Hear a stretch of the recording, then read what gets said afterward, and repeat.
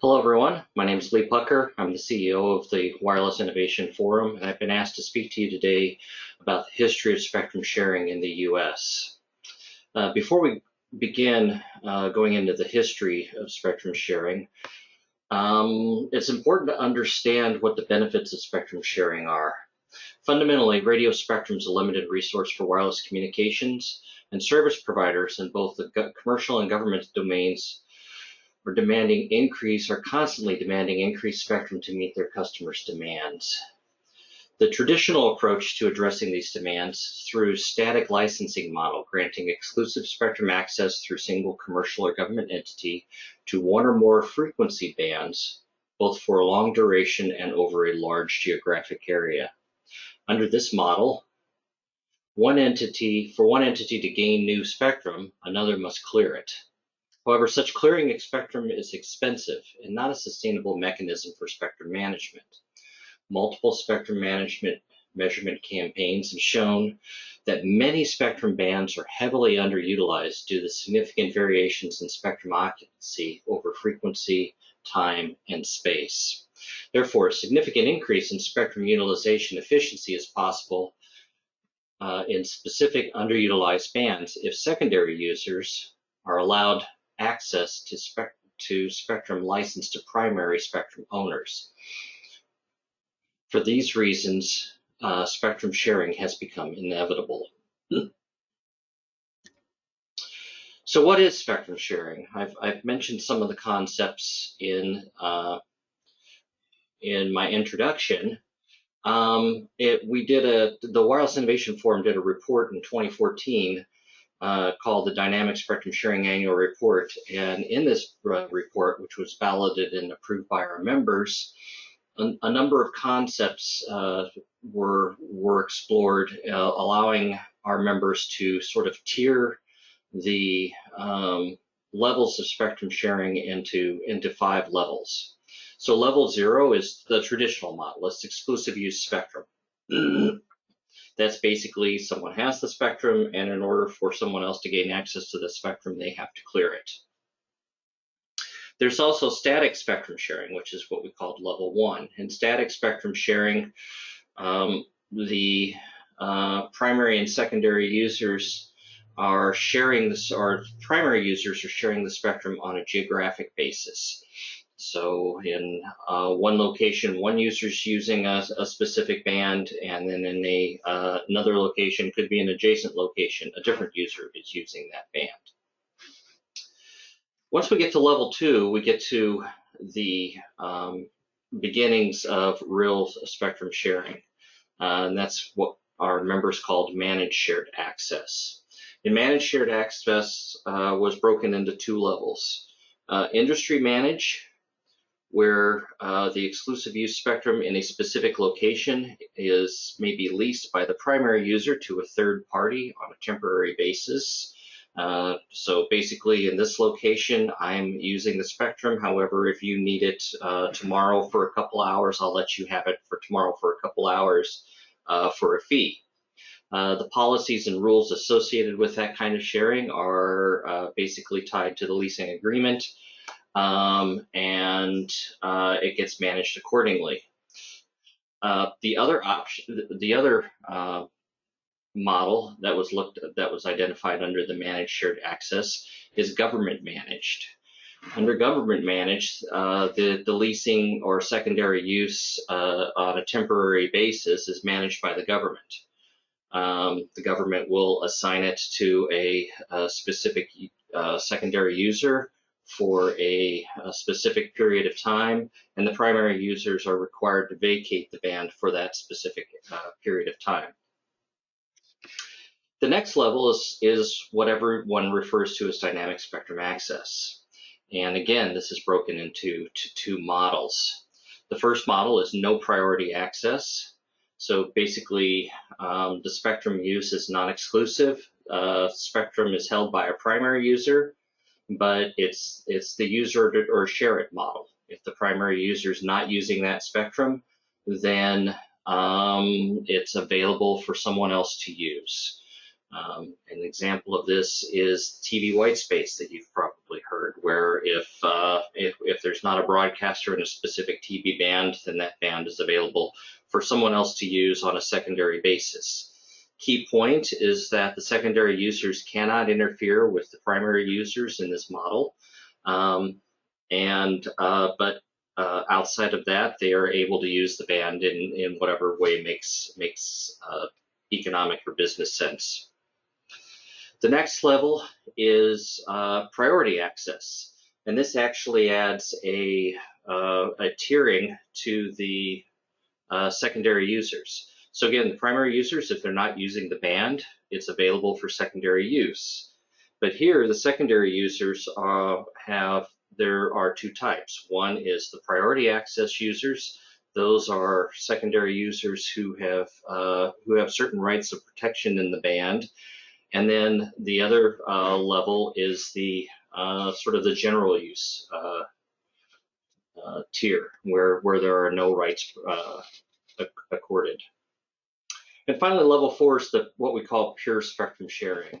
And that can either be lightly licensed, where the spectrum is not assigned to a specific user, but everybody who operates it is operating under some kind of a license model, or completely unlicensed. And this is the example here is Wi-Fi, where it's operation in the ISM bands. Completely unlicensed spectrum. And everybody basically accesses the band under what other conditions they can get access to it. So with that in mind,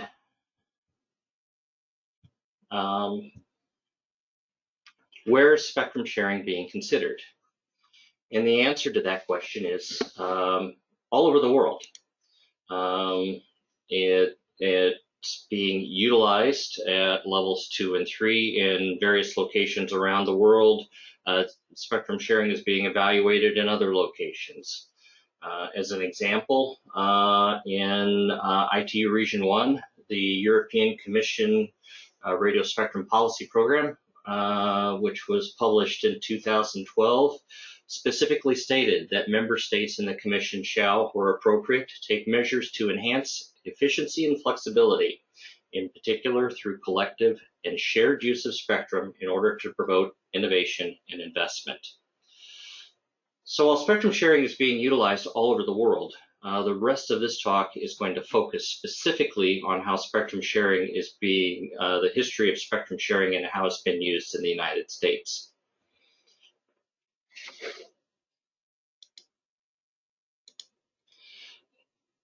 In order to do that, it's important to understand how spectrum is regulated in the United States, because it's a bit of a different model than you see in other countries. The Communications Act in 1934 was passed by the U.S. Congress and established what everybody knows now as the Federal Communications Commission. It established it as an independent body with broad powers to regulate both wireline and wireless communications for non-federal use, including commercial, private, state, and local government use. Through the same act, the Congress authorized the president, or reserved for the president, the authority to assign operating frequencies for federal government use. In 1978, the president issued an executive order delegating those powers to the newly established National Telecommunication and Information Administration, or NTIA, operating under the Department of Commerce. And later, Congress codified those functions, making the operation of the NTIA, the delegation to NTIA permanent. Spectrum regulation in these two entities for non-federal users and for federal users operates completely differently. So regulations from the FCC are largely created through a rulemaking process. For each new rule, a docket is opened as an electronic file for all the rulemaking documents issued. Once a docket is opened, a notice of public rulemaking, or NPRM, can be released, defining the need for and text of the proposed rule to allow for public comment. Comments and reply comments are reviewed, and the Commission can then choose to leave the docket open either issue a further notice of proposed rulemaking with an amended proposal or issue a final rule. Commission may also release a notice of inquiry or other public notice in support of the rulemaking process. NTIA, on the other hand, follows a completely different model. Policies and procedures for assigning federal spectrum within NTIA are managed in NTIA's Office of Spectrum Management. And to do this, the OSM chairs an interdepartmental radio advisory committee, which is made up of representatives from 19 federal government agencies who advise the NTIA on policies and regulations for use of federal spectrum. The Office of Spectrum Management coordinates with the IRAC to set policy for the assignment of spectrum, and the results are published in NTIA's Manual of Regulations and Procedures for Federal Radio Frequency Management, which is also known as the Red Book. A key point in all that is that the FCC also, in order to allow coordination between federal spectrum use and commercial use, given that there's no split in the rules on either side as to which is federal and which is commercial, the FCC also sits on the IRAC to act as a liaison between the Office of Spectrum Management and the Commission. So looking at federal spectrum sharing, a key thing to note is that the Red Book assumes that spectrum is going to be shared among federal users. Now, typically this is at one of the lower levels, at level 2 or level 3.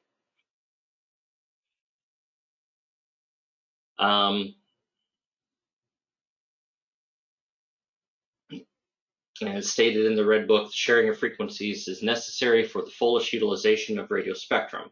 This may entail the acceptance of some interference, but does not contemplate requiring the acceptance of harmful interference. So federal users have said that they've always had to share spectrum amongst themselves. And in fact, it's a pretty complex process to get spectrum allocated at a specific time. Each federal agency evaluates the telecommunications needs on a mission-by-mission basis. As a part of this evaluation, the agencies perform technical studies, select potential frequencies for each mission, and coordinate with other agencies as necessary with requirement to neither cause harmful interference nor receive harmful interference. Once the evaluation is complete, the agency files application with the Office of Spectrum Management for consideration of the Frequency Assignment Subcommittee of the IRAC. And then the IRAC considers the applications and takes actions to establish policy and guidelines, the results of which then end up being captured in the Red Book. The Red Book tries to take into account the type of service and band of operation, and there are roughly 10,000 assignment actions each month that occur, so the Office of Spectrum Management maintains a database of over 400,000 assignment entries. So what are some early examples of, so that's an introduction to federal spectrum sharing. What are some early examples of non-federal spectrum sharing? Well, the first one that came to mind came back all the way back in 2000, which was the rulemaking on software-defined radio. In 2000, the FCC issued a notice of inquiry seeking comment on a variety of issues related to software-defined radios, with a key element of the notice being the exploration of spectrum sharing scenarios that could be enabled by SDR, allowing a leasee to reconfigure radio to meet with the requirements of a specific band manager at a specific moment in time. The rules associated with that were published. There was a NPRM that was published a little bit later, and then finally a set of rules for a report and order on software-defined radios, again published in 2000. At the same time, again, looking at allowing use of underutilized spectrum, the FCC issued an NPRM on eliminating barriers to development of secondary markets. Through the NPRM, the Commission recognized that spectrum may be used inefficiently, especially in rural areas, and given the increased demand for spectrum, sought ways to include license holders to lease underutilized spectrum on a temporary basis. Concurrent with this NPRM, they also issued a policy statement outlining long-term principles for encouraging the development of secondary markets. The report and order on the secondary markets came out a couple years later. Came out a couple years later in 2003, and then it was further refined in a second report and order in 2004.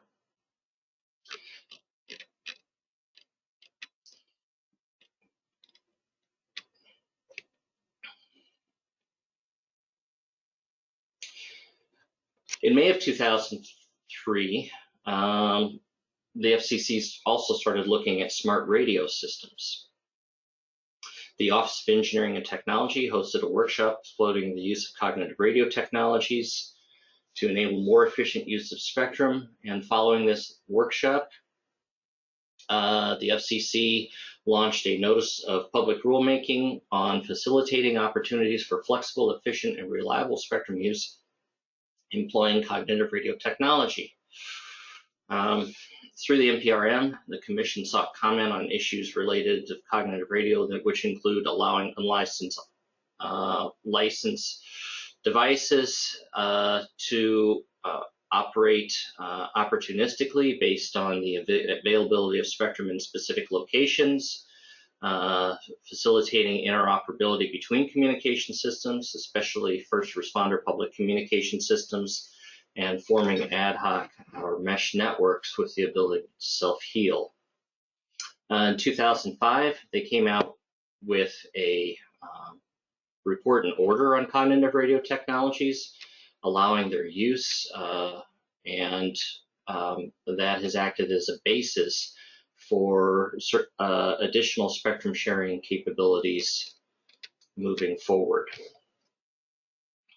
or additional spectrum sharing regulations moving forward.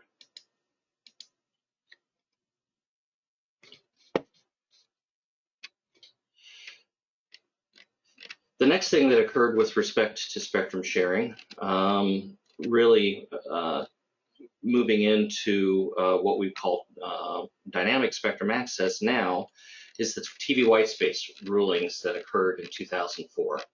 I mentioned this earlier. The idea here was to allow portable devices and fixed access devices to access spectrum TV bands that were not being used by a broadcaster in a specific location at a specific time.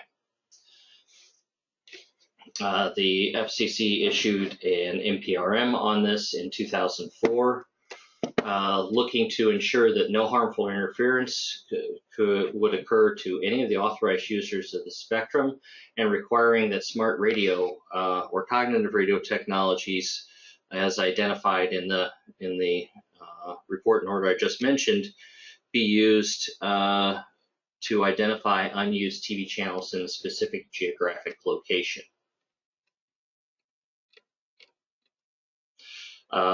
Through this, there were a number of comments that were issued, or there was an initial report and order that was issued, and it looked at utilizing sensing technologies as a way of determining whether a TV band was there or not.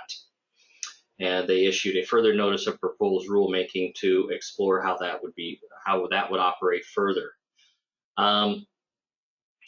Out of that, the Office of Engineering Technology did an evaluation of various prototype devices that were invited for testing, and published the results on sensing operating TV bands, and published the results of those tests in 2007. Phase 2 testing was ordered by the FCC then to further refine the results, and those results were published in 2008.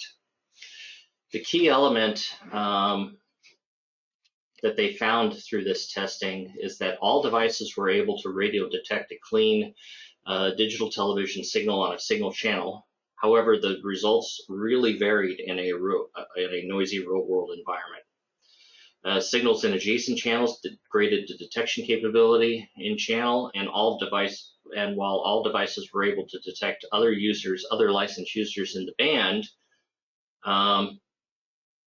when no signals were present, they were not reliable when performing the detection when signals were present. Devices in field tests basically identified errors and high false alarm rates. And ultimately, the commission based on these results, the commission issued a second report and order directing that instead of the use of sensing, the use of geolocation databases would be used to allow for operation in the TV bands. The idea here is that a device, before it can be turned on to transmit, has to contact a database system, the database system, and report its location. The database system then tells it, based on contours that are developed for protection of known transmitters and for known transmitters and receivers, would tell it whether it could operate in that location or not. These rules were further refined in a second memorandum opinion and order on unlicensed operation in TV bands in 2010, and then finally a third memorandum opinion and order on unlicensed operations in TV bands came out in 2012. At that time, the investment in TV white space in the United States, at least, was significantly curtailed because of the incentive auctions that were ordered by Congress. Basically, Congress wanted to free up spectrum for commercial use, and so they ordered an incentive auction to encourage broadcasters to basically move their stations so that they could repack the TV band to make spectrum available for commercial access.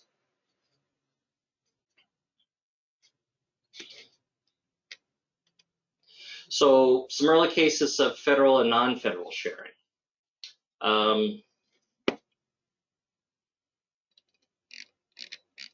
The most well-known of these, I guess there's two spectrums, bands of spectrum that are fairly well known here. The first is the 5 gigahertz uniband.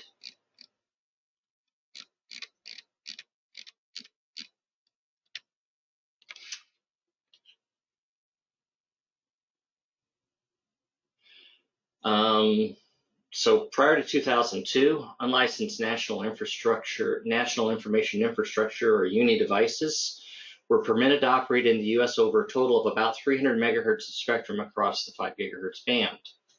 The majority of these devices operating the band supported the 802.11a standard. And in January 2002, the group that is now known as the Wi-Fi Alliance petitioned for rulemaking to provide an additional 255 megahertz spectrum for these type of devices. The FCC agreed. However, the band that they were looking at was allocated to radio location devices used by the U.S. Department of Defense for a number of radar systems, and including some systems that were used for national security. So the DoD was concerned that the devices would cause interference to its radar systems, and asked that if the petition were granted, its radio location services be upgraded from secondary to primary status in this band. The FCC agreed with this, and so through the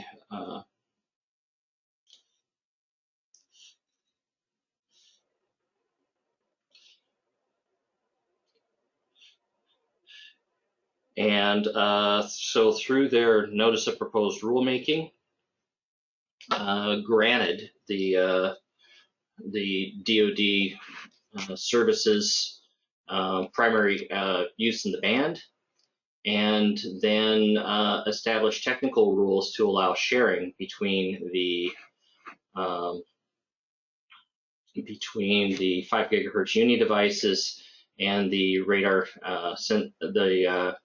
DoD radar devices operating in the same band. Another band was the NPRM on unlicensed spectrum and the 3650 band.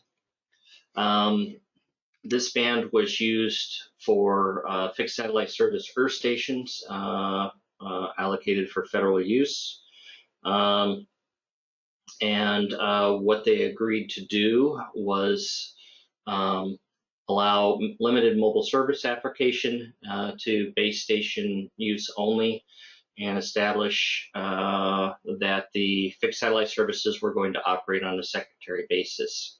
So the NPRM on this was issued in 2004, report and order in 2005, and then a memorandum opinion and order on the 3650 band was then issued in 2007, basically allowing service of these and what later became Part 90 devices.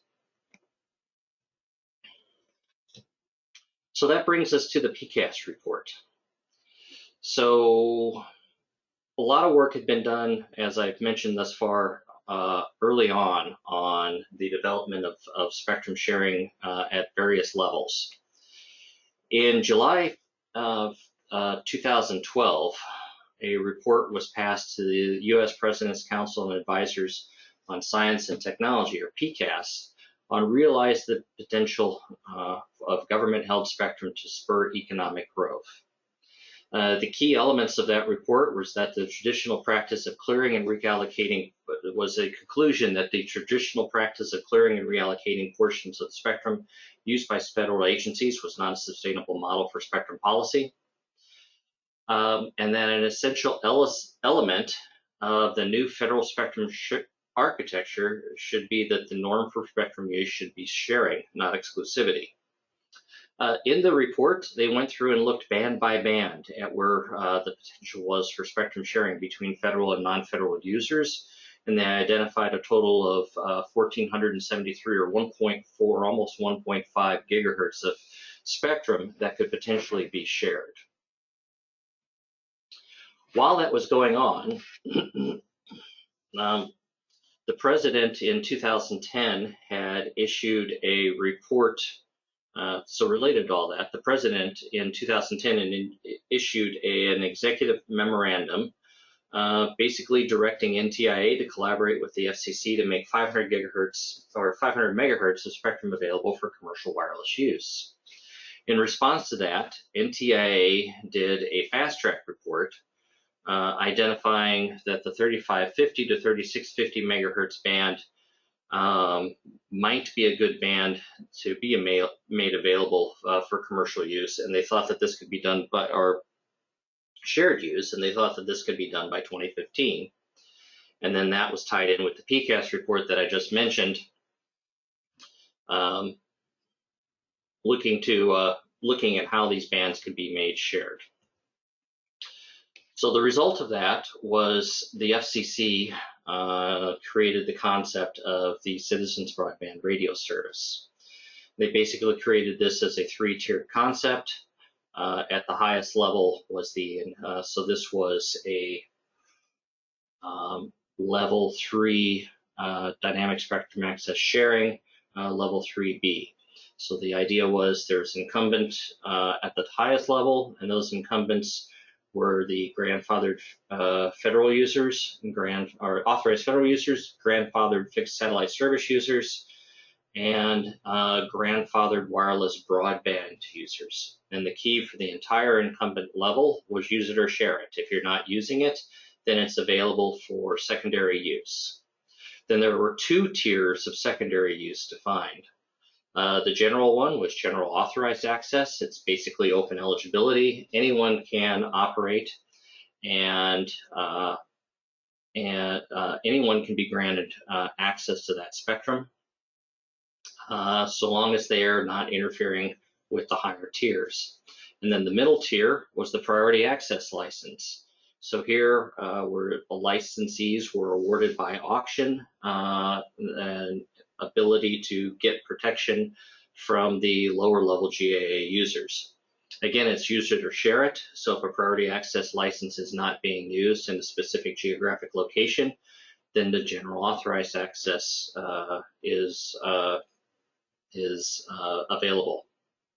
All of this is managed through what was called a spectrum access system. Spectrum access system basically looks at incumbent use, makes a determination of what spectrum is available in any given location at any given time, and then based on requests by devices who wish access to spectrum, will grant them on a temporary basis access to that spectrum, again, based on whether they're priority with priority use based on priority access license or general authorized access use. If a priority access license user comes online in a specific location, then any general authorized access user in that location and at that channel has to get a new frequency assignment, relocate to a different part of the band. So the timeline for adopting the PCAST model and creating CBRS regulations looks like this. So the first notice of public rulemaking came out in 2013, and the FCC held a 3.5 gigahertz workshop and at that time and issued a public notice on the licensing framework. Further notice of proposed rulemaking came out in 2014. And then the first report and order and second notice of proposed rulemaking came out in 2015. Now, a key point there was that the grandfathered wireless broadband users, the folks that were in the 3650 band that we just mentioned here, they were required to move to general authorized access, and so they're only grandfathered through 2020. And after that time, they had to move to the general authorized access tier, or else they could purchase a priority access license. So there was a public notice on the protection of those and extending to 3650 to 3700. And at that time, the FCC also received its first wave applications for SAS administrators. In 2016, methodology was adopted for protection of the 3650 to 3700 band licensees based on the input that was received from that public notice. And there was a conditional approval of the initial SAS administrators.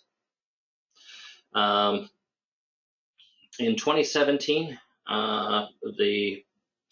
there was a further notice of proposed rulemaking issued to clarify some additional points and a termination of petitions. And then finally, in 2018, there was a final report and order issued for CBRS.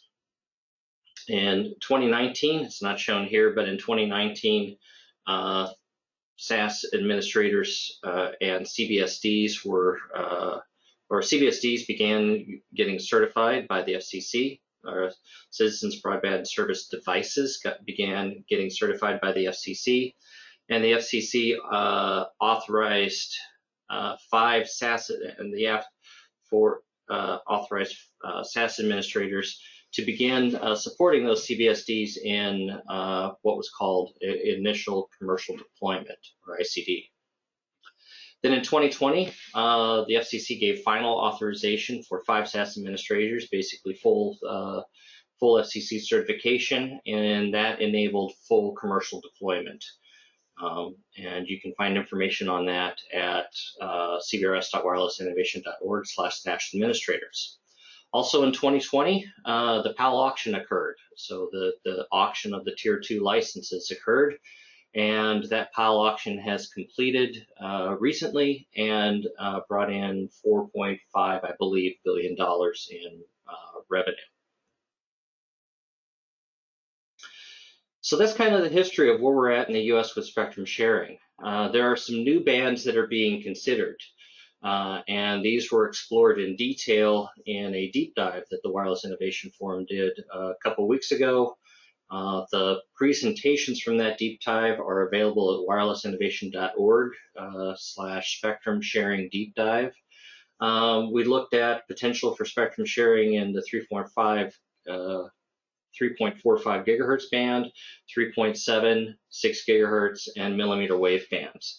And so information on what's being evaluated there for future spectrum sharing can be found there.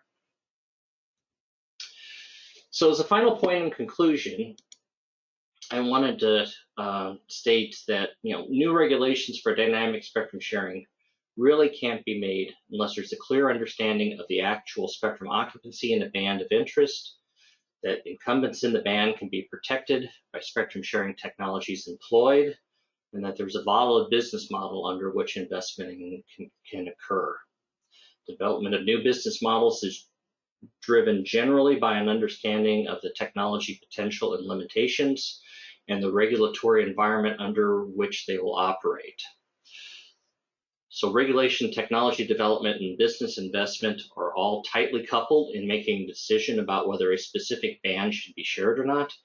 And elements of that are driven by standards development, government and privately sponsored research and development, and spectrum occupancy measurements showing utilization of bands and where the potential for sharing could occur.